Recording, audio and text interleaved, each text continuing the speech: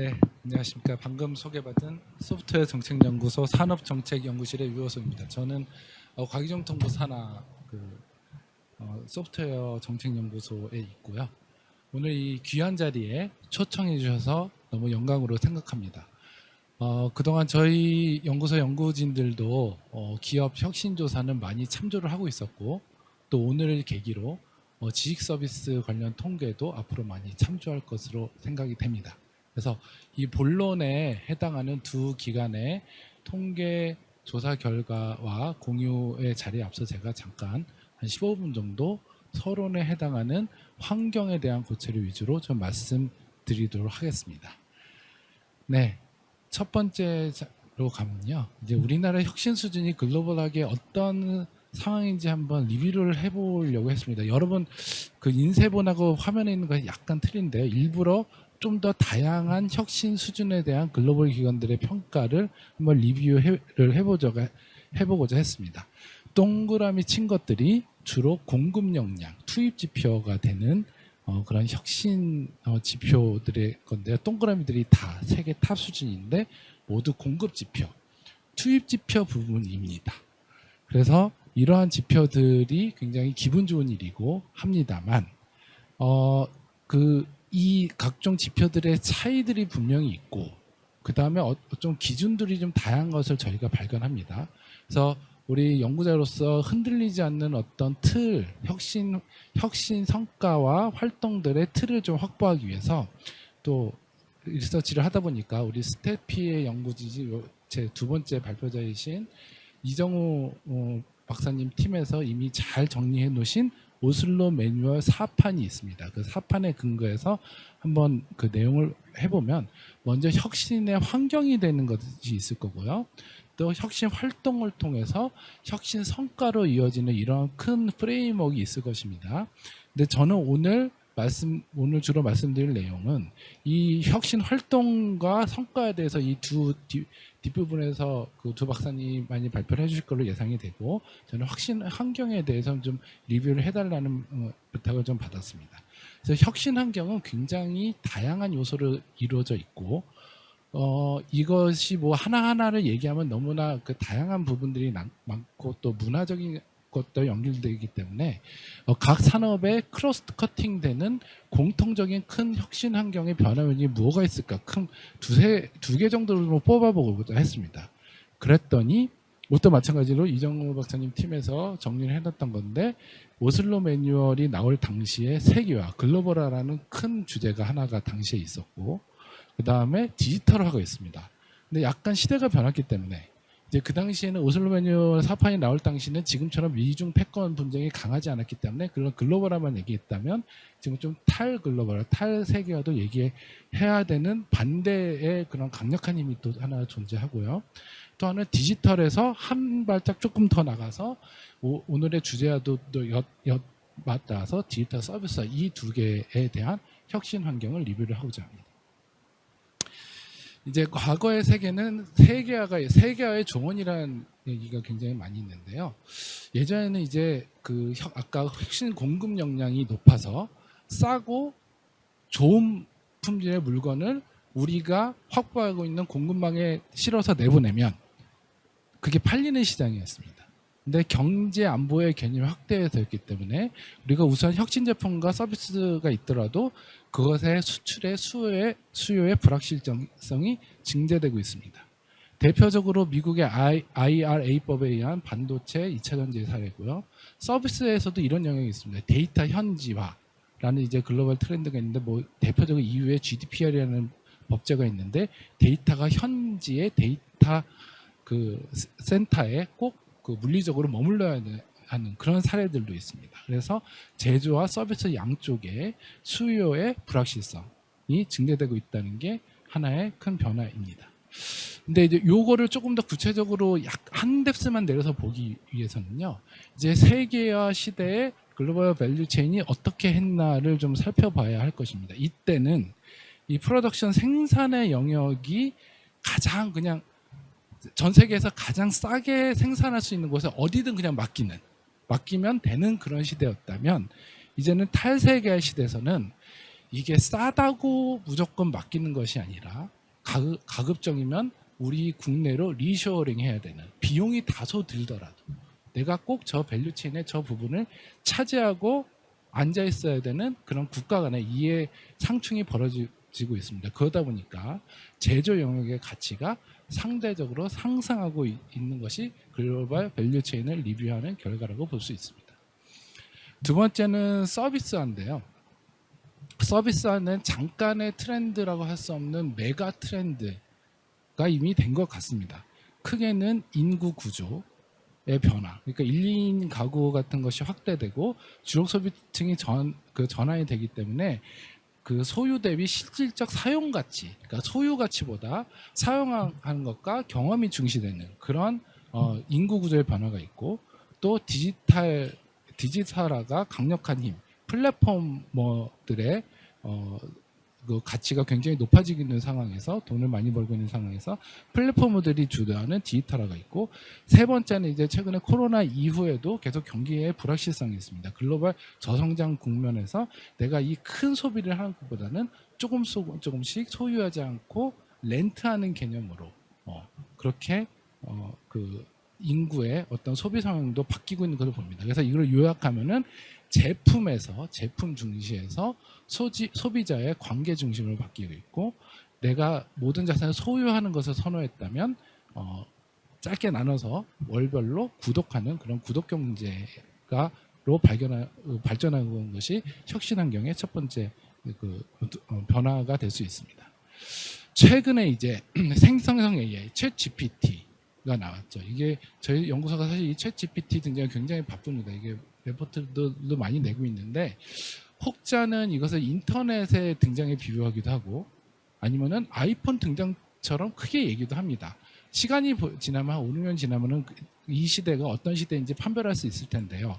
이거를 크게 얘기하고 부풀려 얘기하지 않더라도 최소한 과거의 AI와 챗 GPT 이후의 AI는 캐즘은 극복한 것 같습니다. 캐즘이라 하면 초기 수용자, 그러니까 기술만 하는 사람들 안에서 그냥 머물러 있었던 그런 AI 기술이었다면, 이제는 일반 사용자의 중기 수용자 이후에로 그 AI가 확산되는 캐즘을 통과하는 것은 분명해 보입니다. 그런 의미에서 디지털화 중에서도 생성형 AI의 그 트렌드를 또 강력하게 하나 말씀을 드립니다.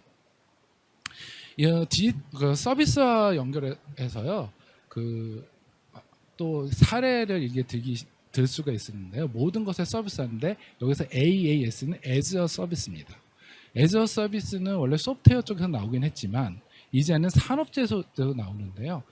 왼쪽에 있는 장표 중에 이제 Light as a service만 좀 말씀을 드리면, 빛을 서비스로 팝니다. 이제 화면에 보이는 이 장면은 암스테르담의 스키폴 공항인데요. 빛을 어떻게 서비스하냐? 룩스 단위로 판매를 합니다. 즉 필립스사가 공항에 이 서비스를 제공을 할 때 어떤 식으로 제공을 하냐? 일단은 룩스 단위로 난 돈을 받겠다고 공항하고 계약을 하고요. 그러면은 필립스는 어떤 걸 할까요? 비싼 전기료를 내고 있는, 에너지를 많이 소비하는 전구를 자기네 돈으로 교체합니다. 그러면 싸게 들겠죠, 전기가. 그 사이에 그 수익을 자기네들이 가져가는 그런 구조로 에저 서비스의 대표적인 산업재해 모델을 할 수 있습니다. 이런 것이 타이어도 빌려서 쓰고 있고요. 우리나라 한국 타이어입니다. 그다음 엔진, 롤스로이스 항공기 엔진, 항공기 엔진도 출력당, 사용 시간당으로 과금하고 있고, 배터리, 이거는 그 중국의 니오라는 전기차 회사인데, 이거 배터리도 서비스로 바뀌고 있습니다. 오른쪽에는 이제 소프트웨어에서의 예를 들었는데요. 사스의 소프트웨어 에서 서비스 대표적인 예는 우리 모두가 알고 있는 오피스 365 같은 것을 들고 있습니다. 범용 소프트웨어죠. 근데 조금 이런 걸 넘어서 지금은 모든 영역에서 이제 차고 넘쳐서, 이런 그 에서 서비스의 동향이 차고 넘쳐서 드디어 버티칼로 다 흩어져서 모든 영역에서 소프트웨어 에서 서비스가 등장하고 돈을 벌어가고 있는 시대로 바뀌고 있습니다. 지금까지 서비스화 위주로 좀 말씀을 드렸다면, 이제는 제조업에 어떤 영향을 끼치고 있는지를 좀 말씀드리도록 하겠습니다. 소프트웨어가 이제 디지털 부분에서도 핵심이라고 할 수 있는데, 지금 이제 현대자동차와 산업부에서 난리죠. 소프트웨어 디파인드 비클이라는 그 큰 트렌드는 여러분도 다 아실 겁니다. 그런데 비이클뿐만이 아니라 헬스케어, 그다음에 전기, 그다음에 보안 등 모든 영역에서 인더스트리에서 이렇게 소프트웨어 디파인드의 트렌드가 발견되고 있는데요. 이것을 전통적인 기술하는 분들을 보면 이건 제일 끝에 응용이고요. 그 전에 그 자동차를 생각하시면 자율주행 응용을 생각할 수 있습니다. 근데 자율주행도 사실 기술이라고 얘기하지만 이런 원천 기술을 하시는 GPT, 그러니까 제너럴 퍼포스 테크놀로지를 하는 분들한테는 자율주행도 하나의 응용입니다. 저 앞에는 예전부터 변하지 않는 그 디지털의 핵심적인 기술의 응용을 거쳐서 한 두 단계 응용을 거쳐서 인더스트리의 소프트웨어 디파인드의 그런 트렌드가 제조업에서는 많이 발견이 되고 있습니다. 아까 제가 좀 강조를 드렸던 생성형 AI, 그 챗 GPT 등 말씀 이건 꼭 드려야 될 것 같은데요. 과거의 AI는 자동화에 기반했다면 생성형 AI는 그 GPT를 말하는 그 약자의 제일 시작인 제너레이티브가 가장 중요한 단어입니다. 뭐를 얘기해도 처음 듣는 대답을 들을 수 있는 게, 정해진 답을 하지 않는 그 인공지능의 시대가 도래한 게 이제 제너레이티브의 트렌드인데요. 제너레이티브 디자인은 여기에 있습니다. 그 왼쪽에 있는 사례에서 하듯이 드럭 디자인, 그 다음에 머티리얼 사이언스, 칩 디자인, 반도체 설계도 제너레이티브 AI가 할 수 있습니다. 여러 가지 이런 생성 막 그 대량의 데이터가 필요한 의료 같은 그 헬스케어 산업에서도 데이터를 막 생성해낼 수 있는, 모든 경우를 생성할 수 있는 그런 굉장히 그런 상황으로 바뀌고 있습니다. 그러다 보니까 이러한 것들에 의해서 산업의 그 앞단의 밸류체인부터 구조적인 변화가 일어날 것으로 저희는 예측을 하고 있습니다. 거기에 뒤따르는 편의성 향상이나 창작의 용이성 등은 또 소소한 따라오는 부가적인 효과입니다. 그러면 이제 어떤 정책을 하는 게 좋냐는 걸 좀 목차로 제시를 받았기 때문에 오늘의 주제인 수요와 공급 측면, 제가 이 발표를 시작하면서 이제 수요의 불확실성이 증대돼 있다고 했는데요. 그렇다고 해서 수요 불확실성이 좁은 곳에서 기업들이 활동한다면 그것도 바람직하지 않습니다. 왜냐하면 이 화면에 보는 이 장편은 세로층은 수요 불확실성, 가로층은 기술, 공급 쪽의 불확실성입니다. 근데 10대 기업, 포브스 10대 기업 순위를 1위부터 10위까지 보면요, 다 오른쪽 위에 공급과 수요의 불확실성이 높은 곳에 포브스 10대 기업이 다 모두 다 포진할 정도로 꼭 잡아야 되는 영역입니다. 그렇다면 정책 입장에서는 이 두 가지 불확실성 중에 하나라도 좀 줄여줄 수 있는 방법이 없을까라고 생각을 합니다. 그 부분에서 저는 그 혁신 수요의 불확실성을 감소하기 위한 수요 기반 혁신 정책 강화가 좀 필요하다는 말씀을 드리려고 합니다. 수요 사이드의 불확실성을 감소해 줄 수 있는 대기업이나 공공 수요가 조금 더 어떤 그 타겟되는 수요를 명확히 한 후에 한다면 기업가들이 이런 공급 사이드에 열심히 뛰는데 좀 많은 도움이 되지 않을까 합니다. 참조로 가져온 이 영국의 SBRI라는 정책이 있는데요. 이거는 이제 스태프에도 많이 하셨던 SBIR이라는 미국의 제도에서 출발하긴 했습니다만 굉장히 좀 차이가 있습니다. 미국의 혁신 환경과 우리의 혁신 환경은 영국과 우리나라 같은 혁신 환경은 좀 차이가 있는데요. 미국은 기초과학에서 시작해서 테크놀로지 푸시로 계속 이렇게 뒤에 파급 효과를 자연스럽게 이루어가는 게 굉장히 많은 펀딩을 하고 그런 게 자연스러운 반면, 우리나라와 영국과 같은 개방형 그러면 혁신 국가에서는 조금 더 그 목표 지향적인 수요가 명확하게 타겟이 된 상태에서 그 R&D의 효과성을 좀 높여줄 필요가 있습니다. 그래서 앞단에서 혁신 수요가 있다면 그것을 수요화를 좀 구체하고 기술을 탐색하는 부분에 펀딩을 좀 해야 될 필요가 느껴지고요. 그 후에 이제 혁신 공급이 일어나는 이러한 중간 단계 제가 네모친 부분을 좀 더 구체화해서 혁신 조달, 우리 한국이 잘하고 있는 혁신 조달에 앞단을 좀 더 힘을 주는 그런 펀딩이 필요하지 않나 좀 생각을 했습니다. 그 다음에 이제 혁신의 전파. 혁신은 항상 이 지식 노동자 중에서도 고급 지식 노동자 안에 이렇게 묶여 있는 경향이 크기 때문에 수도권과 수출 대기업의 혁신 영향이 집중되어 있습니다. 이 장편은 저희가 좀 있으면 발간될 저 연구 보고서에 있는 건데요. 이쪽 사이드가 이 왼쪽 이 세로축이 지역별 소프트웨어 수요고요. 가로축이 지역별 소프트웨어 공급입니다. 이렇게 나눠 보았을 때 제주를 한번 예를 들면은 수요는 자기네가 필요한 수요를 거의 수도권에 의존하고 있는, 이게 지식 경계니까 지식 서비스니까 어쩔 수 없는 일입니다만 이런 부분들이 꼭 지금 판교나 수도권에만 소재하지 않는 뭐 부산쯤 어딘가라도 뭐 대전쯤 중부권 어딘가라도 혁신 거점이 한 군데라도 더 있어야 전국적인 혁신의 전파, 이런 디지털 기술의 혁신의 전파에 용이한 것을 저희가 좀 얘기할 수 있을 것입니다. 저희가 가진 자료가 지역밖에 없어서 그런데 아마 스태피나 그 산업연구원에서는 대기업, 중견기업, 중소기업으로 혁신이 얼마나 집중돼 있나를 살펴보더라도 비슷하게 집중된 결과로 이제 나오지 않을까 좀 생각을 합니다. 그래서 혁신의 전파가 좀 중요하다는 걸 좀 말씀을 드리고요. 마지막 장표입니다.